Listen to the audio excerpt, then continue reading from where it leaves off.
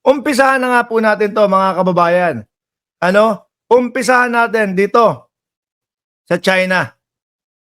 Nung isang araw po, na-i-vlog natin mga kababayan, yung ginagawang joint, military bla bla bla ng Pilipinas mga kababayan. Ito po ay pantapat doon sa ginagawa ng China, mga bossing. Sabi nga po natin, nako tingnan niyo po, sino yung tinatawag nilang weak na presidente?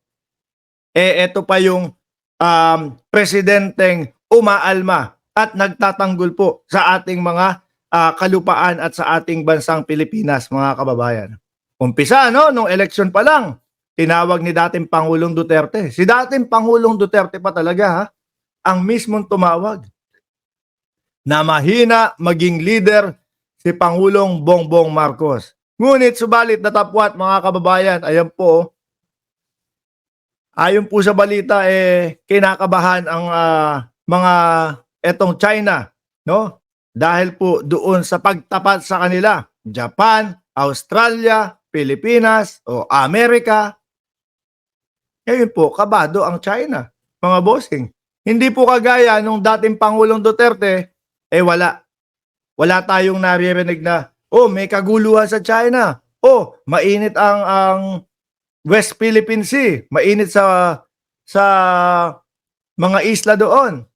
Wala tayong naririnig na ganun. Kasi nga po, sumusunod lang doon sa gusto ng China ang dating presidente, mga kababayan. At pag meron pang mga pagdiriwang sa bansa nila, nangunguna pa po ang ating vice-presidente para bumati, mga bossing. Di ho ba? Di atras sila. Ngayon po, sila yung nagsasalita na China is committed to dialogue, not throwing gas on the fire. Foreign Minister Wang Sei. Alam nyo naman po, ano lang yan mga kababayan, yung ano ba tawag ko doon? Magasindakan lang po mga kababayan. Hindi nagpasindak ang bansa natin. Tumindig ang ating Pangulo. Alam ko, madami dyan yung nagsasabi na, naku, tingnan mo si Bongbong Marcos, ang ating presidente ngayon, isinusuong sa digmaan ng ating bansa. Hindi po ganun yun, mga kababayan. Kapag ka nagpahalata kayo, na takot kayo, o pagka nagpakita kayo ng takot sa kanila, duduruin kayo ng duduruin yan. Which is, yun na nga po, yung pinakita ng dating Pangulo. Di ho ba? Panalo na sana Wala na sanang problema nung panahon pa ni dating Pangulong Duterte. Dahil saktong-sakto yun. Pagkakaupo niya, pagkakapanalo naman po nung sa UNCLOS natin, mga kababayan.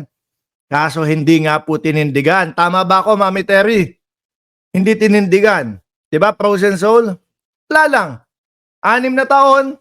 6 na taon na naging Pangulo. Yung jet ski hindi dumating, umorder, kaso daw hindi dumating.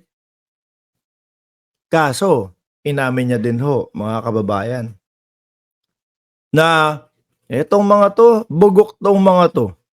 Alam naman nila na eleksyon nung sinabi ko yun, naniwala naman.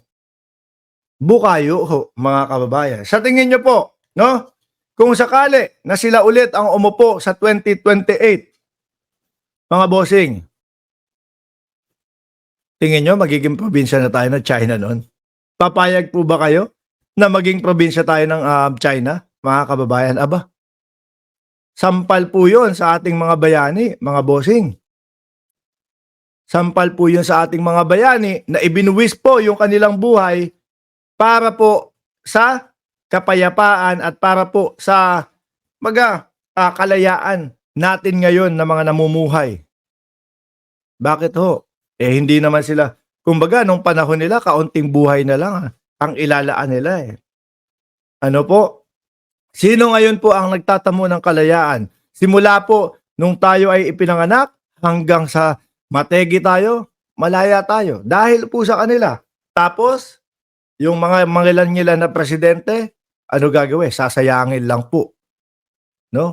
At parang tayo pa ang magsusuko sa China. So ito, sa inyo na kami. Huwag naman ganun.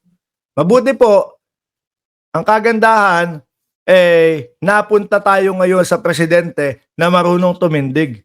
na marunong magsalita, no? Na marunong ipagtanggol ang ating bayan. Sabi ni Ma'am Frozen Soul, natakot na kasi sila, Mark. Malaki na ang improvement ng defense system natin. May mga missile launcher na tayo, kaya kayang umabot sa China. Yan po yung pinapatanggal nila di ba? Yan po yung pinag-aalala ng China, mga kababayan Bakit daw po tayo merong ganun sa ating bansa? Sabi kailangan daw alisin ng Estados Unidos agad-agad yun. Aba, akalain niyo po yun. Sila ang nagdidikta sa ating bansa. Sila ang nagsasabi kung ano ang dapat meron tayo sa loob ng ating bansa. Di ho ba? Dapat tayo ang nagdidesisyon doon, lalo na po sa depensa. Sa depensa, no? Ng bansang Pilipinas. Yung budget po ng Department of National Defense, yan dapat po ang taasan, no? Yan dapat ang ibigay kung ano yung kanilang hinihiling. Unang-una po sabi nga sa basketball, di ba? Sir Rego, sabi sa basketball, hindi ka mananalo kung wala kang depensa, kung puro ka lang opensa. Kailangan ng depensa, mga kababayan. Siguro, yung tinapyas o yung hinihiling na 2 bilyon ng Vice Presidente, sakto na yung 733 million. No? At ang pagtuunan ng pansin na ibigay talaga yung budget na hinihingi, wag nang tapyasan, yung sa national defense, mga kababayan. Kailangan po ng bansa natin yan. Rego Adventure, natakot sila. At karamihan sa mga bansa ay nasa atin nakasuporta. Umpisa pa lang naman po dapat Umpisa pa lang naman po, mga kababayan, dapat talaga, ipinaglaban na po yan ng dating Pangulong Duterte. Pagkaupo niya pa lang. Pag nakita, no, ng mga bansa, yung pagkakapanalo ho natin sa UNCLOS, mga kababayan, tapos ang laban. Rerespetuhin nila yan at susuportahan nila yan. Medyo tumagal na po ng ilang panahon, ilang taon.